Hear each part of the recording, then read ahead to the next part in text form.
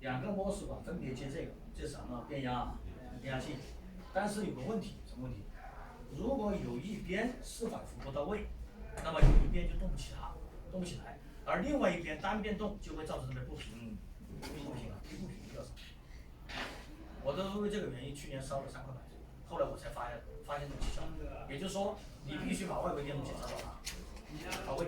也就是说，换个话说，我最近的这段时间修这个板子，一直都是这样的。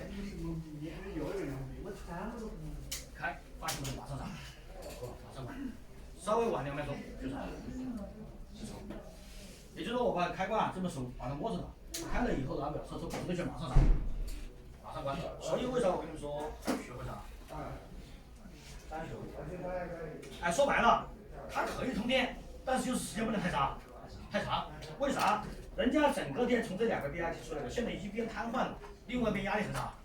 你看，只要我算了一下啊，我烧那3个板子都是只要超过5秒钟就涨，烧了。所以那5秒钟之内，你必须得把相关电压全部测完，要不然就只有通电测一个，断电再测一个，然后你去找故障出在哪个地方。